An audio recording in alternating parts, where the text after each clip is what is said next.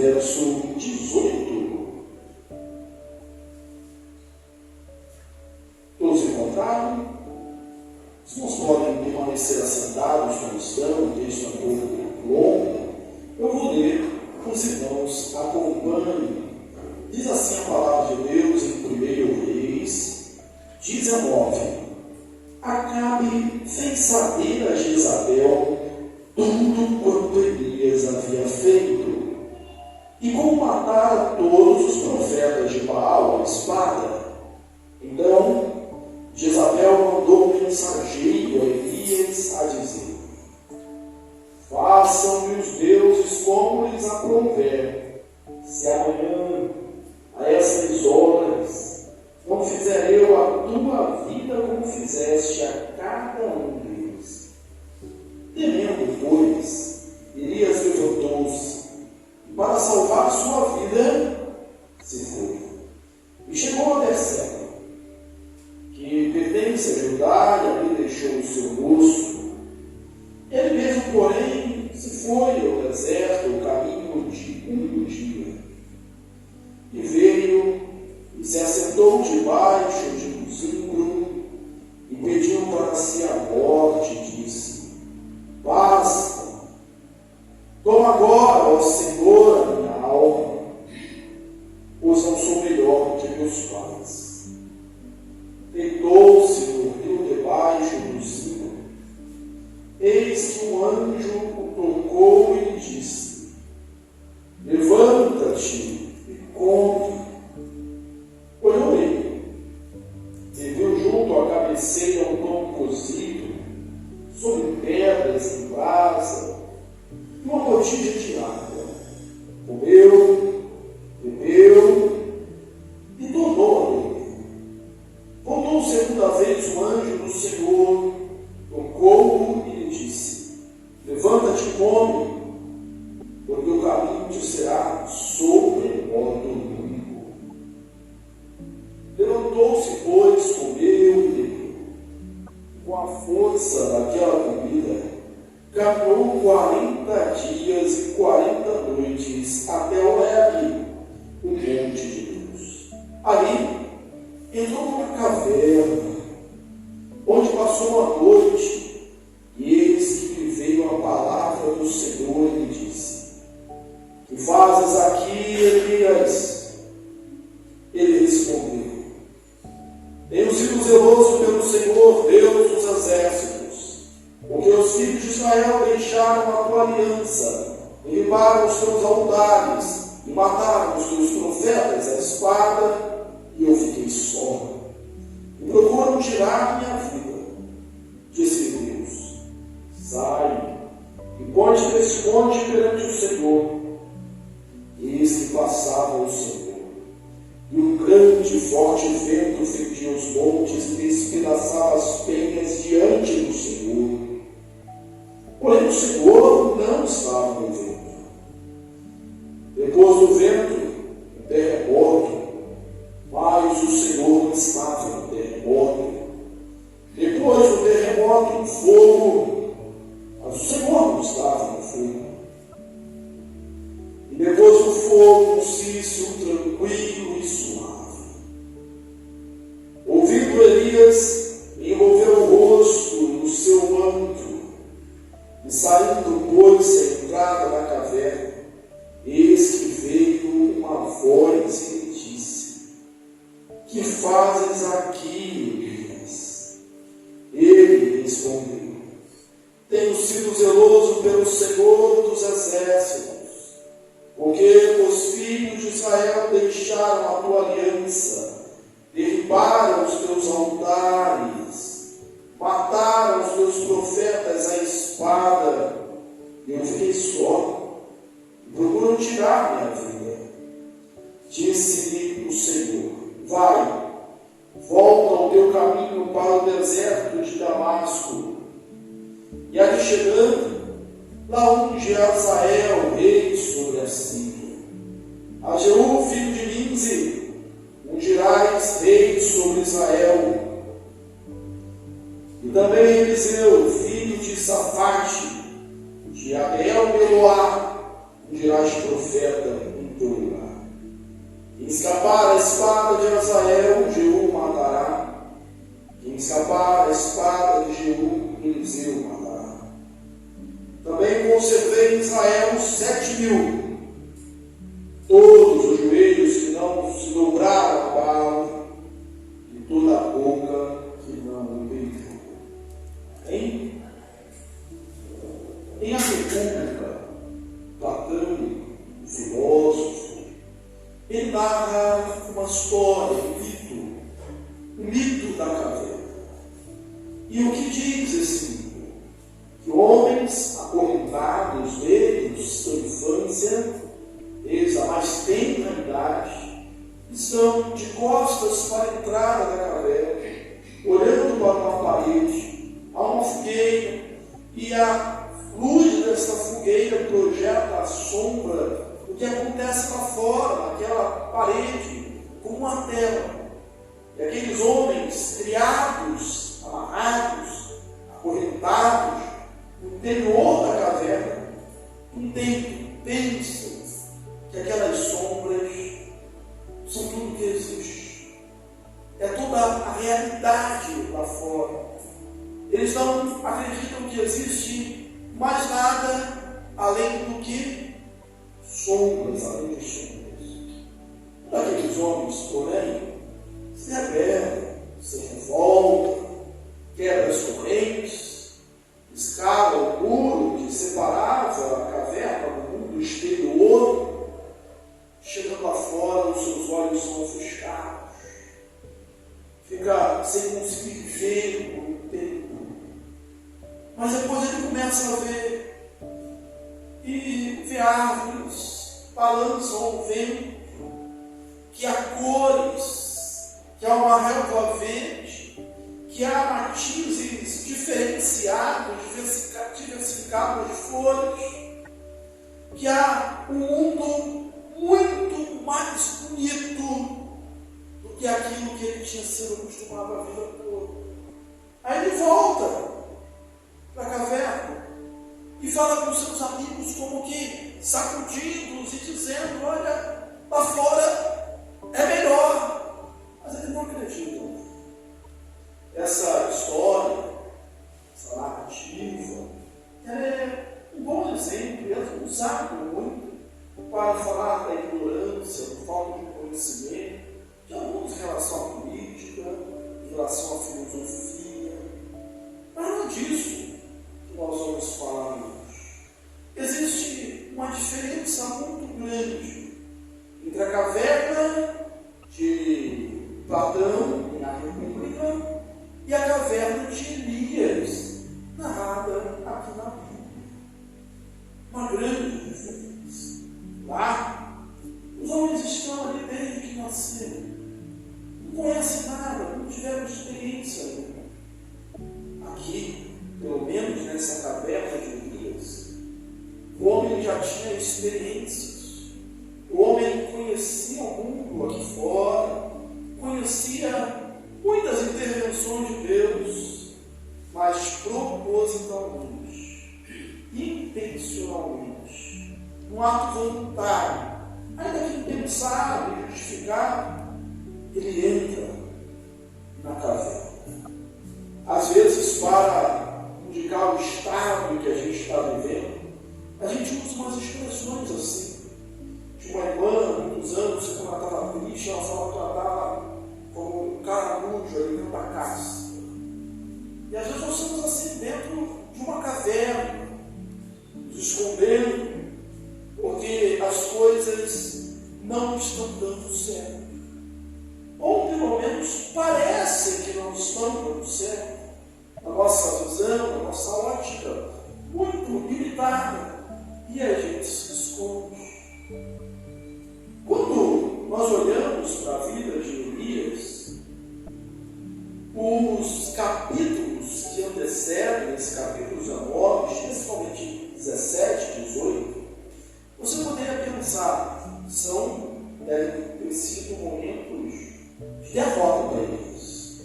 Elias deve ter experimentado muitos fracassos. Mas é justamente o contrário.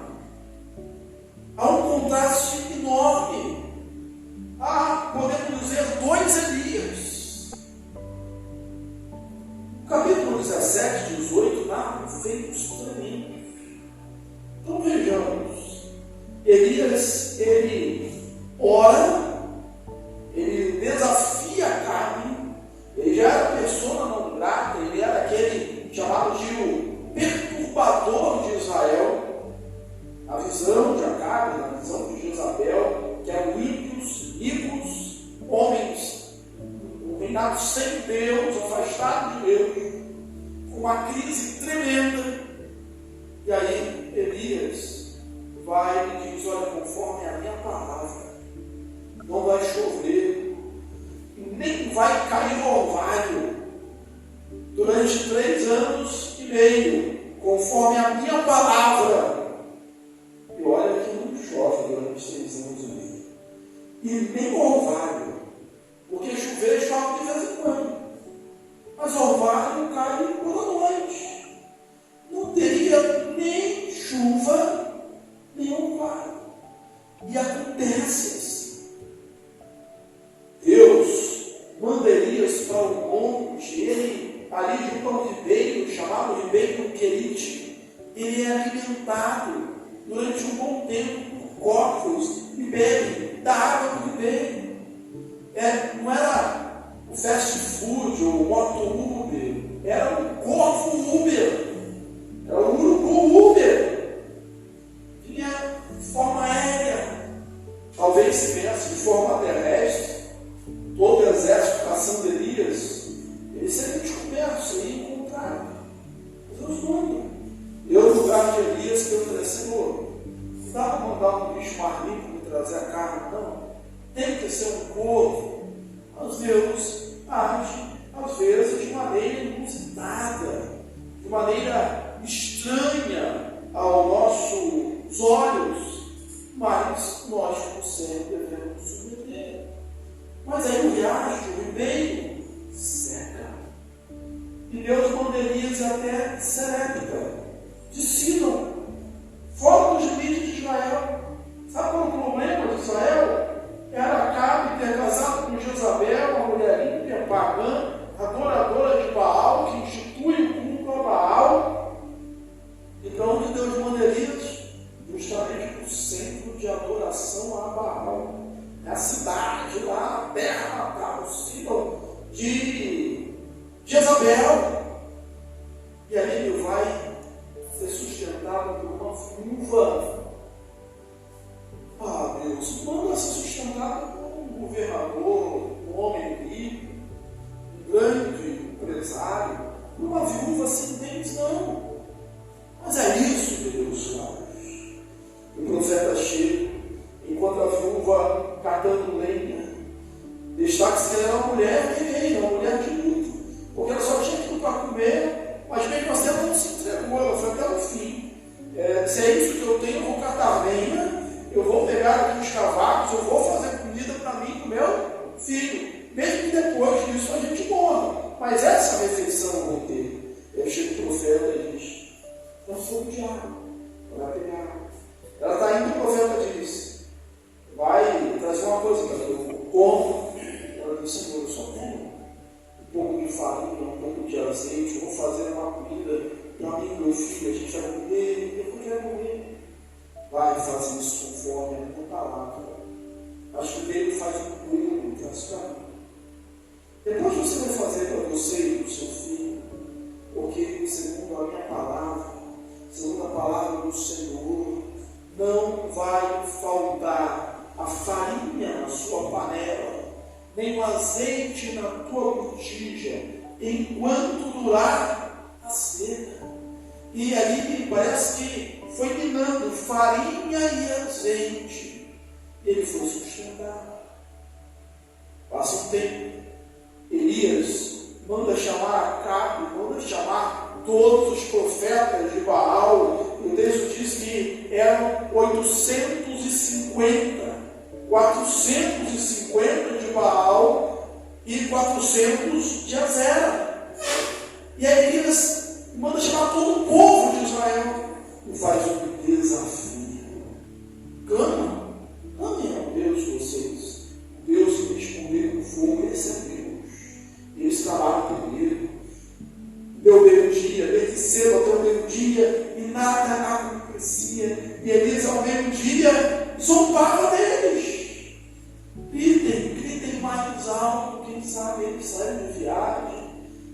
sabe está dormindo, quem sabe está atendendo alguém, que tem mais alto, eles clamavam, se cortavam e manquejavam como era o seu costume, ao redor do altar, mas não havia som.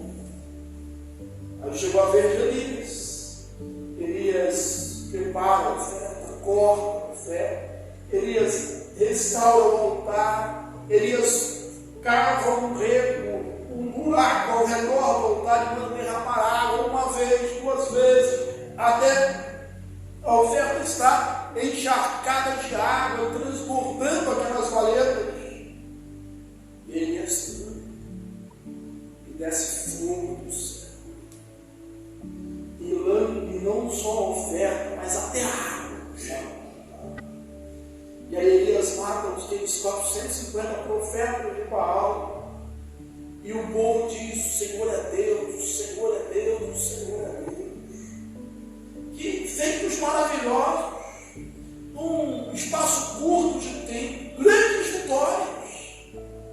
Mas todo estadista, todo grande general sabe que momentos depois de grandes triunfos são momentos vulneráveis. Ele deve ter pensado assim: agora venci. Agora o culto a Deus vai ser estabelecido. Não é possível. Mas não foi isso que aconteceu. Ele recebe mensageiro de Jezabel, dizendo: façam os deuses como nos aprouver, que se amanhã essas horas eu não fizer com a tua vida como você fez com cada um dos profetas. Ele, no auge do seu cansaço, ele parece que desiste. Ele começa a fugir. Ele primeiro vai para debaixo do símbolo, depois para debaixo, para dentro da caverna, se escondendo. Mas Elias não foi o primeiro homem a entrar na caverna. Você deve lembrar que logo as suas filhas fizeram o mesmo. O resultado não foi bom. Não foi bom. O próprio Direis, Obadias, o dono de Acabe, esconde 2 buracos e 2 cavernas, 100 profetas, 2 grupos de 50, um ano, alimenta-os com pão. O povo de Deus, na época dos juízes, quando viam os inimigos, eles se escondiam dentro de cavernas. Ele não foi o primeiro. Também não será o último. E a pergunta que eu quero fazer para você nessa noite: será que você também está se escondendo numa caverna? Não uma caverna cavada na rocha, não uma caverna física, mas uma caverna emocional, uma caverna existencial, uma caverna espiritual. Então, não vou perguntar, não vamos tratar por que você entrou em uma caverna. Normalmente nós conhecemos os nossos motivos, mas eu quero conversar nesta noite sobre por que você deve sair da caverna, deve sair desse lugar de paralisação. Em primeiro lugar, muito óbvio esse tema, é porque a caverna, esse primeiro ponto é muito óbvio, é porque a caverna não é o teu lugar. Você não foi feito para a caverna. Você não foi feito para essa situação. Eu ouço Deus falando aqui com Elias, e há 2 palavras que ele usa por mais de uma vez, 2 perguntas. E bom lembrar, é interessante que Deus, quando faz pergunta, não é porque ele não sabe, é porque ele quer nos mostrar alguma coisa, ele quer que a gente reflita. Aí Deus faz 2 perguntas, repete mais de uma vez essas perguntas. Quando Elias está debaixo do símbolo, ele diz para ele assim: levanta e come, mais de uma vez. Quando ele está dentro da caverna, ele fala assim: o que fazes aqui, Elias? O que fazes aqui, Elias? Esse é um tom dizendo: Elias, aqui não é o seu lugar. O que você está fazendo aqui, meu filho? Não foi para isso que eu te criei, não foi para isso que eu me vocacionei, não foi para isso que eu respondi a tua oração de não chover 3 anos e meio, não foi para isso que eu respondi a sua oração de não faltar farinha nem azeite lá na panela e na botija da viúva, não foi para isso que eu respondi com fogo no céu, não foi para você estar aqui. O que você faz aqui? E essa pergunta de Deus continua ecoando. Ela lembra a pergunta que foi feita, não só a Elias, mas os nossos primeiros pais, Adão e Eva, quando pecaram. E o que eles fizeram quando pecaram? Se esconderam, fugiram da presença do Senhor. E Deus, na viração do dia, Ele vai ao jardim e pergunta: onde estás? Deus sabia onde eles estavam. Deus sabia o que Elias estava fazendo ali, mas ali não era o lugar de Elias. O que está fazendo aí? Este não é o seu lugar.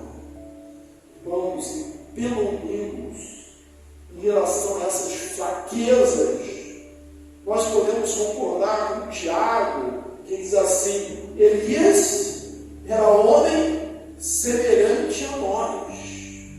Mas orou, e Deus respondeu: não choveu. Ele orou de novo, choveu.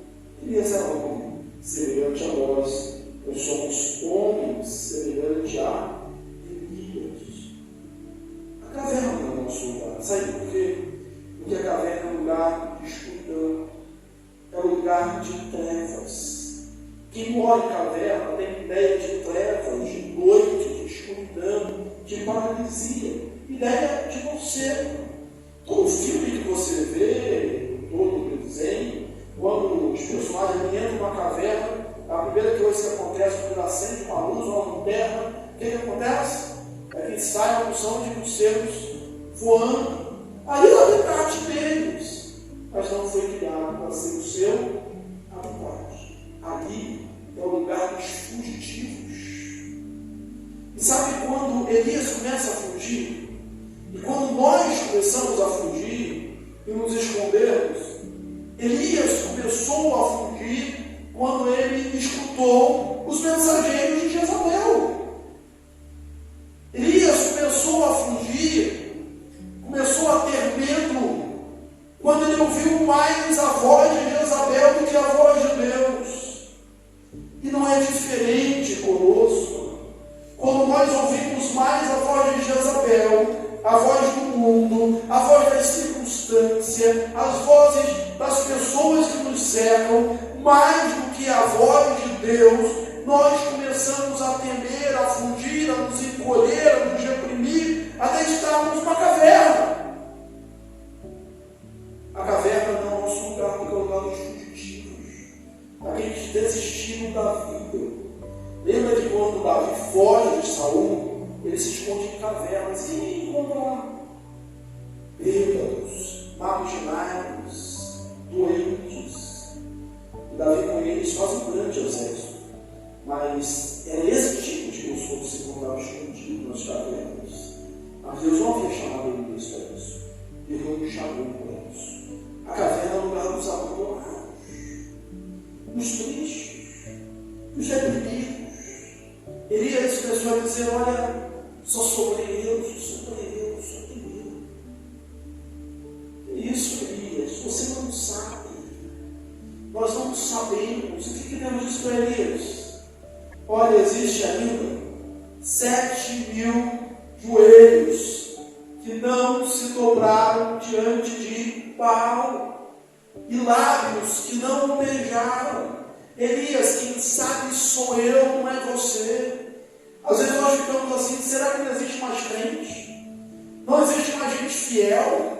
Olha como esse mundo está, olha como a situação está, olha como a igreja está. Só sobrou eu, só tem eu de crente nesse lugar. Você não sabe de nada. Tem 7.000 discípulos terríveis, os joelhos não se dobraram, e cujos lábios não o beijaram.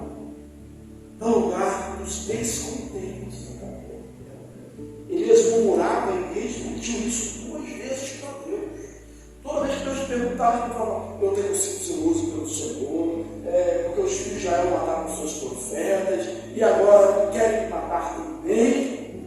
2 vezes só sobrou eu. Eu fico tentando fazer uma comparação do semblante de Elias em 2 momentos. Lá no Monte Carmelo, ele mandou os profetas de Baal se juntar, 850 profetas. E ele disse assim: reúne todo mundo, porque só sobrou eu, o profeta de Deus. Vocês são 850. E só sobrei eu, os profetas de Deus. Imagina Elias, naquele momento ali, grande, de peitos de fato. Vocês são muitos. De Deus, só tem um. Como ele dissesse assim: vamos encarar. E era melhor que ele tivesse encarado. Agora eu imagino Elias debaixo do ciclo, dentro da caverna, falando: só sobre eu chorando, né? Pequenininho. Mas a situação era a mesma. O que tinha mudado? O que tinha mudado era a perspectiva de Deus, era a visão de Deus, era a coragem, era o interior do profeta. Então, não são as circunstâncias, é o nosso estado com Deus. E se Elias, que era esse gigante da fé, chega a esse ponto, não dirá mais. Mas sai da caverna. Caverna é lugar dos altos piedosos, aquele cheiro de algo, como dizer assim: só eu, só eu, só eu, só eu, não dá mais. Não dá mais. Mas Deus não me chamou para isso. E a caverna também é um lugar daqueles que não confessaram o nome de Jesus. Lá em Apocalipse, no capítulo 6, versículo 14 e 15, a abertura do 6º selo, o texto vai dizer assim que todos os grandes, os reis, os comandantes, os poderosos, os livres e os escravos se esconderam da ira do Cordeiro, daquele que se assenta no trono, no meio de fendas, dentro das cavernas, e disseram aos montes, aos penhascos: caí sobre nós, e nos esconder da ira do Cordeiro, porque chegou o seu dia. Esse esconderijo é para aqueles que não confessaram Jesus. Mas a situação está muito difícil. E eu preciso me esconder de alguma forma para sobreviver. Meu irmão crente, quando tem que se esconder, ele não tem que se esconder numa caverna. Sabe onde nós temos que nos esconder? Eu vou dizer para você: aquele que habita no esconderijo do Altíssimo e descansa à sombra do Onipotente, diz ao Senhor: meu refúgio, meu baluarte, Deus meu, em quem confio. Se tem que se esconder em algum lugar, que seja o esconderijo do Altíssimo, que seja debaixo das asas de Jesus, nessa metáfora bela, quando Jesus ele chora diante da cidade de Jerusalém e diz: Jerusalém, Jerusalém, que mata os seus profetas, que apedreja aqueles que lhe foram enviados. Quantas vezes quiseram ajuntar-se debaixo das minhas asas, como a galinha junta os seus pintinhos, e vocês não quiseram. Não se esconde em caverna, se esconde de longe. Se esconde debaixo das asas de Jesus. Colossenses, Paulo escreveu aos Colossenses assim: que a nossa vida está oculta em Cristo, em Deus, juntamente com Cristo. O nosso esconderijo era o Senhor, e só o Senhor. Por isso, sai da caverna, sai do lugar, sai dessa prostração. Por quê? Porque ele não é o seu lugar. Em segundo lugar, nós devemos sair da caverna porque o nosso caminho ainda é longo. Que maravilha! Deus encontra Elias prostrado diante do Senhor, debaixo do Senhor, desejando para si mesmo a morte. Basta, Senhor, se tira a minha vida, porque eu não sou melhor que os meus pais, eu não sou apto para a missão, eu não presto para nada. Elias, ele está cansado, Elias está no limite das suas forças, Elias já tinha vivido muito, Elias já tinha corrido do Carmelo até a casa de Acabe, da casa de Acabe até Berseba. Em Berseba ele deixou o seu moço e caminhou um dia adentro pelo deserto. No limite das suas forças, ele se prostra ali moribundo e deseja a morte. Mas sabe o que Deus disse? O seu caminho é sobremodo longo. O seu caminho é ainda sobremodo longo. Quando você diz que não dá mais, quando você diz que acabou, quando você diz que é o fim, se prepare. Deus pode não concordar com você, porque a palavra final é sempre a dele. Quantas vezes nós estamos assim, irmãos? A pessoa chega na igreja e fala: como você está? Desanimado, cansado. E o cansado é um cansado, cansado. Não é ainda o fim. Não é o fim. Porque Deus, ele sabe o limite. Deus, ele sabe até onde nós podemos andar. No quartel, o pessoal canta as canções da corrida. É uma frasezinha no final que diz assim: quando o corpo não aguenta, a moral sustenta. É uma dessas que eu marcelo essa semana aí. Quando o corpo não aguenta, a moral sustenta. Mas às vezes nem a moral sustenta.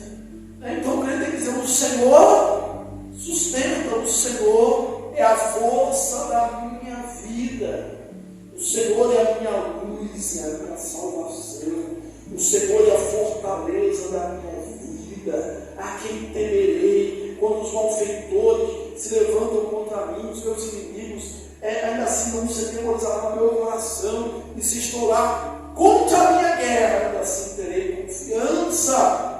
O Salmo 27. Sabe como Deus trata Elias? Ele trata com sonoterapia. Parece que ele está deprimido.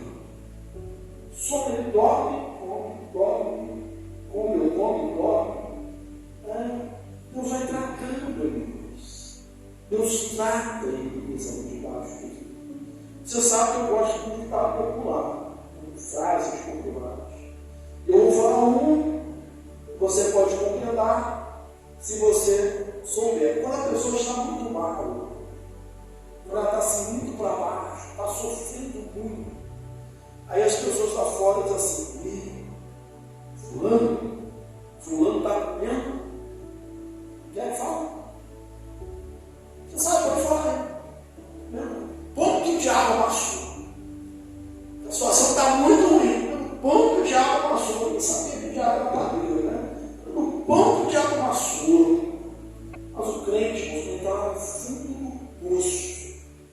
Quando ele está cabisbaixo, ele está destruído, arrasado, arruinado, debaixo do zimbro, chorando, querendo a morte. Tem gente que diz que crente não fica deprimido. Ele ficou querendo a morte, desejando a morte, logo, talvez um grau elevado, assim, uma depressão profunda já.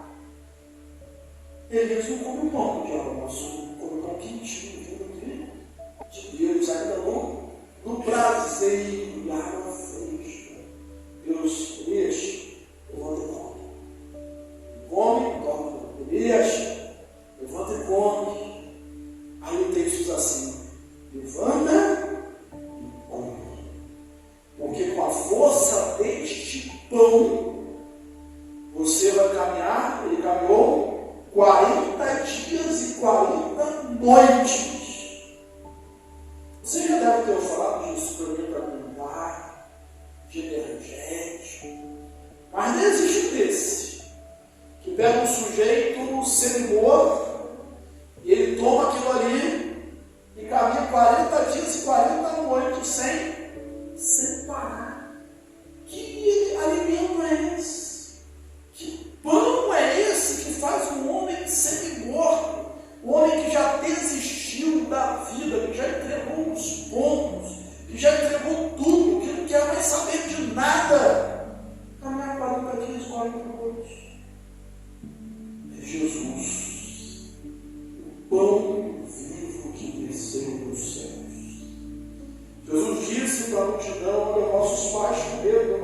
deserto pereceu. Quem comer desse pão vai ter vida. Eu sou o pão vivo que desceu dos céus. Então a solução para quem está no fundo do poço, a solução para quem não aguenta mais, e se você não aguenta mais, a solução para você não é desistir. A solução para você não é morrer. A solução para você não é acabar com tudo. A solução para você é se alimentar do pão vivo que desceu dos céus, porque ele continua restaurando a força do cansado, levantando o abatido, sustentando aquele que não se sustenta mais. Então, se alimenta de Jesus. Ele disse, é de Jesus nós temos a declaração em Atos, porque ele é o mesmo ontem, hoje e será eternamente. Esse dom continua fazendo o que ele fez com Elias. Jesus continua fazendo isso. Em terceiro lugar, os deve sair da caverna. Já dissemos que é porque ela não é o seu lugar, porque o caminho é longo, e porque Deus tem um propósito na sua vida. Você está dizendo que já trabalhou muito, já fez muito, Deus pode estar dizendo para você que o caminho ainda é longo, tem muito o que fazer. Deus tem um propósito na sua vida. Existe uma diferença muito grande entre o deserto e a caverna. Quando o crente está na prova, e é um linguajar nosso, um linguajar cristão, um jargão do evangelho, tirado da Bíblia, quando a gente está passando pela prova, costumamos dizer assim: estou no deserto. E estou no deserto. E costumamos dizer que o deserto é a escola de pós-graduação dos servos de Deus. A gente está vindo a ser melhorados, sermos forjados, sairmos ali melhores. Mas a diferença existe entre o deserto e a caverna. Sabe qual é? É que a caverna é muito pior. Porque no deserto, a gente está andando, está caminhando, a gente não quer parar, a gente já continua andando. No deserto, a gente vê o horizonte. No deserto, a gente discerne dia e noite. No deserto, a gente tem a expectativa de ver uma caravana passar, de encontrar um oásis, e talvez até correr por causa de uma miragem. Mas a gente não para. Na caverna, a gente fica assim, parado. Exato. Aí Deus chama Elias: Elias, sai daí. Sai daí. Mas sai mesmo. Porque Elias foi para a beirada da caverna, para a porta da caverna, e ele ouviu um vento forte, pedaçando as pedras. Mas Deus não sabe o vento. Um fogo, um terremoto, até que veio um silêncio tranquilo. E entendemos que Deus estava ali. Nos fala nessa paz. Quando há um turbilhão, uma tempestade lá fora, Deus nos traz paz. Jesus nos dá essa paz. Ele disse: a minha paz vos dou, não vou a dou como o mundo dá. É possível esse ter paz, mesmo com Acabe e Jezabel, mesmo com esse governo. É necessário, você pode ter paz. Sai da caverna mesmo, amigos. Porque às vezes nós saímos e ficamos à porta, lá na beirada, igual um coelho ou um roedor qualquer. Ele saiu, botou a cabeça de fora, mas qualquer barulho que aconteça, ele corre de novo para dentro da caverna. Sai, não sai mesmo. Deus tem um propósito na sua vida. A vontade de Jezabel, a vontade de Acabe, talvez a intenção do próprio Elias era morrer debaixo do cio. Me deixa aqui. Mas Deus não deixa. A vontade de Elias talvez fosse morrer dentro da caverna, mas Deus não deixa. Deus tem um propósito diferente. Jezabel queria que Elias morresse ali. Acabe queria que Elias morresse ali. Talvez o mundo, como opositor de Deus, quisesse isso. É possível que até Elias agora já estivesse desejando isso. Mas Elias, a gente pode imaginar Deus assim: você não vai morrer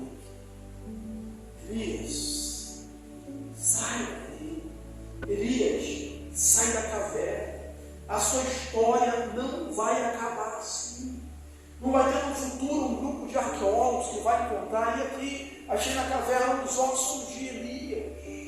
Não, o meu propósito para você é diferente.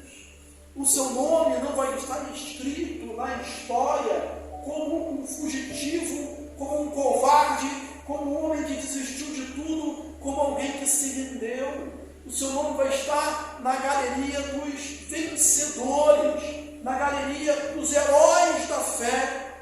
Ainda que lá em Hebreus 11 não apareça explicitamente o nome de Elias, tem lá aqueles que foram perseguidos, aqueles que viveram no deserto, tem aqueles que são lá. Elias certamente faz parte desses heróis da fé que andaram com Deus. Elias, você não vai nem morrer, você vai ser levado para o céu vivo numa carruagem de fogo. Elias, você vai ser protótipo daquele maior profeta. Você vai ser o modelo. Diz a Bíblia que João Batista veio no espírito de Elias. Quando Jesus ele se transfigura no Monte das Oliveiras, no Monte da Transfiguração, aparecem dois personagens, Moisés e Elias, um representando a lei, outro representando os profetas. Elias, você não vai acabar no caverna. Sai daí, seu lugar vai ter. E não é com medo de Acabe, sai e vai. E unge o rei de Israel, o novo rei de Israel, debaixo das barbas de Acabe. Não sei se Acabe tinha barba, mas vai lá, unge ele, o novo rei, na presença de Acabe, unge o novo rei de Israel, Jeú. Isso, a missão não vai ser só nacional, não. Vai ser internacional. Vai lá na Síria e unge Azael, o novo rei da Síria. E vai unge um profeta em teu lugar. Sabe por quê? Porque as coisas não acabam quando você acha que acabou. Só quando Deus disse acabou. O limite não é o símbolo. O limite não é a caverna. O limite, o nosso limite é o céu de glória. Não vai ser um símbolo que vai te deter. Não vai ser Jezabel, não vai ser Acabe.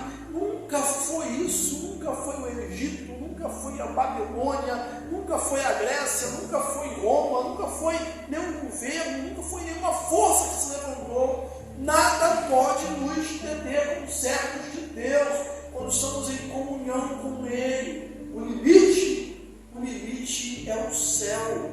Nem a morte, nem o túmulo. Nós podemos ouvir Paulo dizendo, porque naquele dia ouvida a voz do arcanjo e ressoar a última trombeta de Deus, os mortos em Cristo ressuscitarão.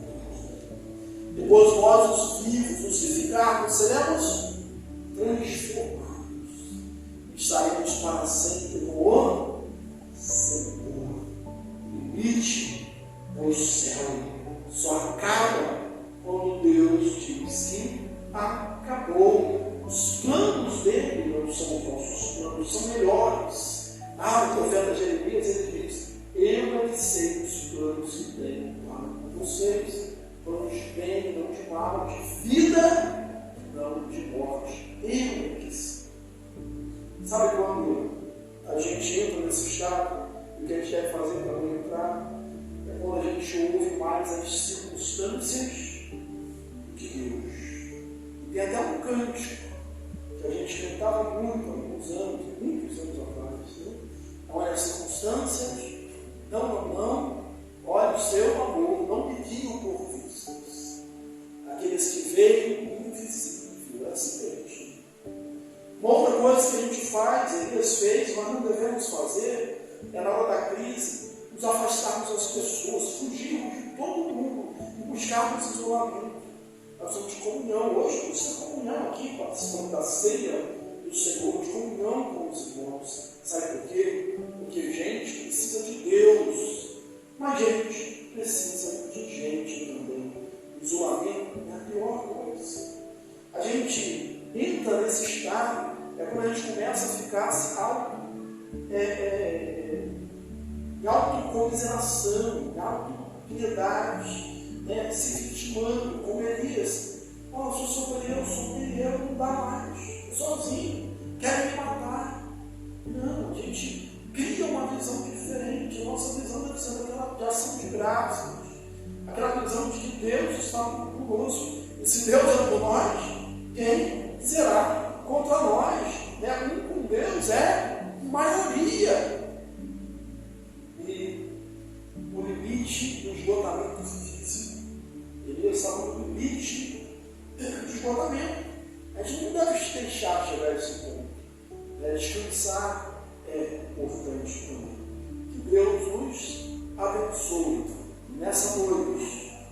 Saia da caverna, saia debaixo do cio e vai para os montes, vai falar com Deus, no lugar de Sicória, vai ungir o rei de Israel, vai ungir o rei da Síria, vai ungir o profeta no seu lugar. Deus não espera isso. Fala para a gente, vai fazer algo. Ide por todo mundo, pregando o Evangelho. Quem crer e for batizado será salvo.